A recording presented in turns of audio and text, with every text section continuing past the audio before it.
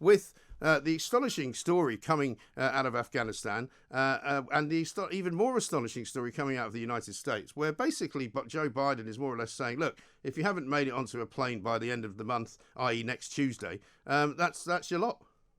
Yeah. I mean, I think everyone must feel just horrified. You see all those dreadful pictures of people terrified, obviously. But then you think about all the people all over Afghanistan who haven't been able to, whose cities were overrun really quickly and weren't even able to get out to get to Kabul. So I suppose it's really a very small number actually overall. But the thing is, we can't take everyone. We can't take the whole of Afghanistan out and put them all around the rest of the world.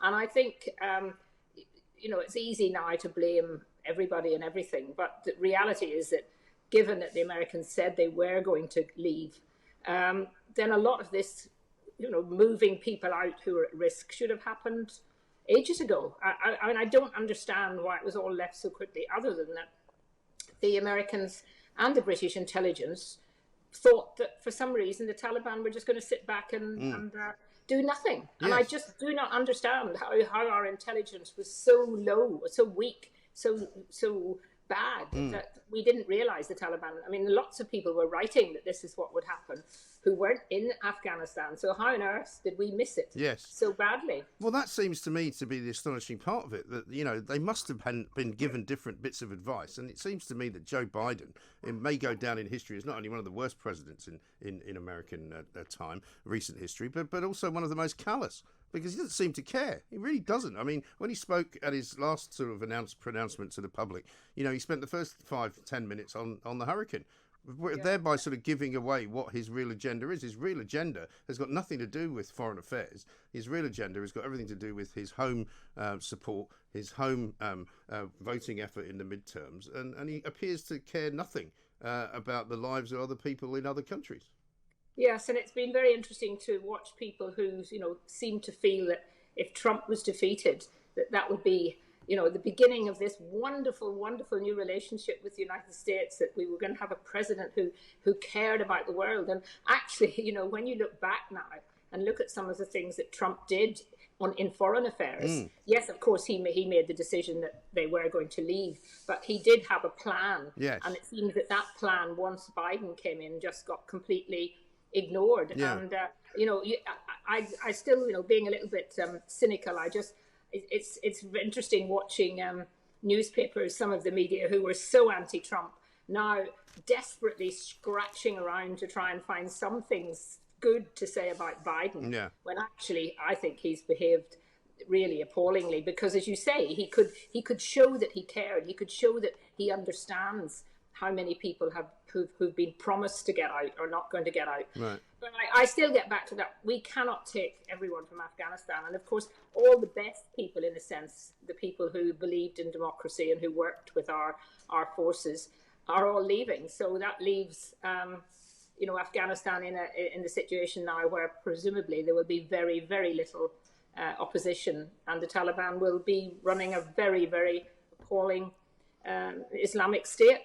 Well, that's right. And I mean, even more callously, they've made it very clear as well that basically any refugees that happen to come as a result of his abandonment of the country will have to come to Europe, and it's none of their business to take them in America. And I know they've taken some already, but basically their view is that we don't take refugees from Afghanistan. That's Europe's problem. I don't understand why it's Europe's problem. No, I don't either, and I don't understand. Well, I suppose we all understand that America is ultimately quite an isolationist country in many ways. They look how many people in America don't even have passports and don't travel. So there is this, but it's clearly he's doing this he believes that he's got a support in America for what he's doing. He's got these midterm elections coming up, and all the international sort of promises that were made. And, when we look back on it, we went into Afghanistan probably at the right time, for the right reasons, in that we were trying to stop the ISIS terrorist group. Now, that was sort of successful, wasn't it? We did stop them. But since then, we haven't been able, and, I'm not an expert on it, but we haven't been able to obviously work enough with the Afghan people, or else we have to just accept that there are an awful lot of people in Afghanistan who actually want to be run by an Islamic State. Well, I think tragically that is the case. And I don't think Donald Trump's decision to come out of the country was the wrong one. I think it was the right one. But as you say, it was done with a view to some kind of actual deal that could be done, or threats even that could have been made to the Taliban. Whereas Biden just literally cut and run. Worst of all, as far as I'm concerned as well, leaving all the hardware behind. So that the new Taliban now have got all this really, really high-grade American military equipment. I mean, it beggars belief. Yes, and if they were serious, they could have stayed with a small number of armed forces there, as we did after the war in Germany for a very long time, and then we could have helped the Afghan army to continue to look after their weapons, to be there as a sort of support mechanism. But it just seemed that we were totally cutting and running, and I think that's what really makes us feel as sort of Westerners who supposedly care about what's happening in the world, to look like we've just been beaten very, very badly, and we haven't even been able to retreat in a way that has left us with some dignity. Yes, absolutely right. And which brings us on to the knock-on effect, of course, of what's going to happen, and that will be clearly European problems, refugees flooding across the continent, because we've already seen Greece saying they're going to build a wall between Greece and Turkey somehow to stop too many Afghan migrants coming illegally. We've got 828 people making a journey and landing on our shores on one day alone now, Saturday. I mean, every single week there's a new record. There's a piece in the Mail today about some dinghies landing on a beach in Broadstairs, 20 people just getting off a dinghy and walking away. And you get to the point where you're thinking, when is this going to stop, and why do we keep talking about it, and why does Priti Patel continually not do anything? We keep hearing that, they're going to change the laws, it's going to be more difficult in the autumn. Well, it'd be too late by then. There'll be about 30,000 people here by then from this year. No, this has been warned about by many people who weren't listened to for a long time, that this is what was going to happen if something didn't happen to stop it earlier on, when there was very few boats coming over.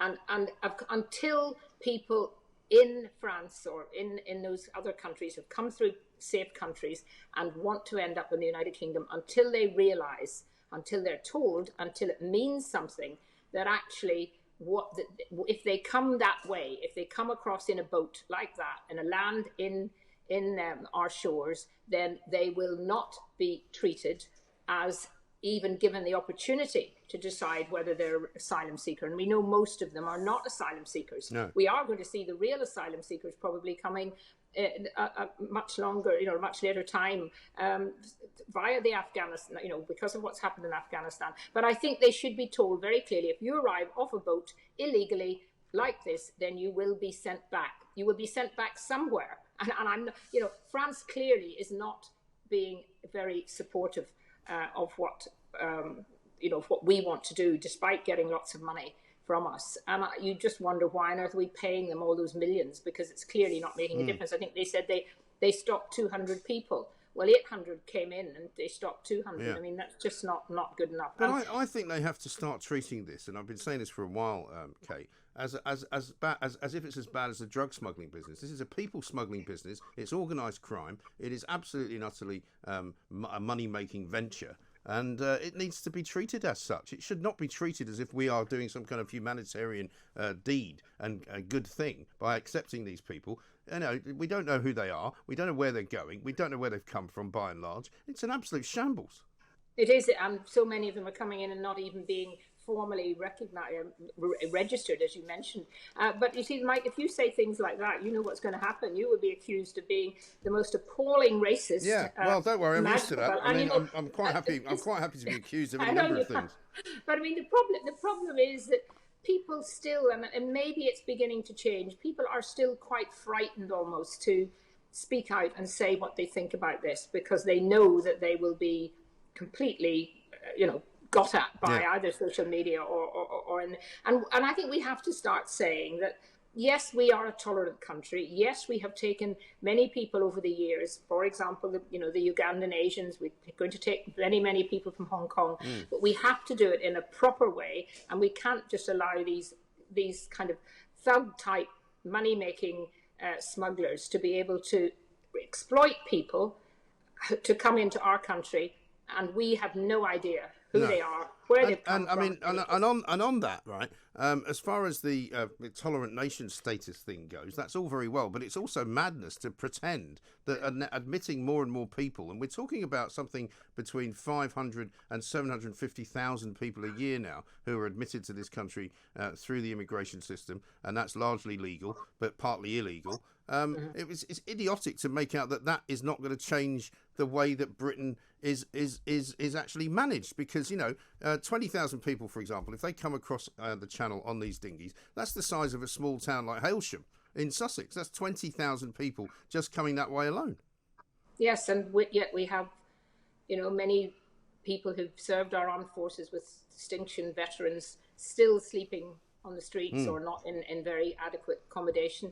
We've still got very, very overcrowded situations and difficulty for people who've been living in this country all their lives to get housing. Yeah. And I don't think we can sort of walk away from that and not actually start that debate, because where are these people all going to go? They're going to send them off presumably around the country, and local councils will be getting, I imagine, some more money to help look after them. But ultimately, we are not. Yeah, but we've got a creaking infrastructure, Kate, where people can't get to see a doctor. They can't get their kids into the school they want to get them into. They can't get on an NHS dentist list because they're full. The roads are already chock-a-block. There's no real infrastructure in terms of transportation. There's no jobs necessarily for these people to do. It's madness to not actually even be talking about it. Well, I think that is the thing. That's where programs like yours and a few others, and even GB News is prepared to actually talk about these things. Yeah. There's been a silence about it. There's been an almost a feeling that every liberal type person must accept that this is going to happen. We have to do our duty. Well, I accept we have to play our role in all of this, because there are some real genuine asylum seekers who are at risk. But frankly, when you look at all these people, and they're nearly all youngish men, I mean, that's the reality. The media will pick up one family with a little child to show it, but show them. But the reality is, it's single men. Yeah. And I also think a lot of these people at the airport in Afghanistan, I mean, are they just leaving their families? Some are families, but the vast majority of them are single men, and they're just leaving their families in Afghanistan. Yes, absolutely.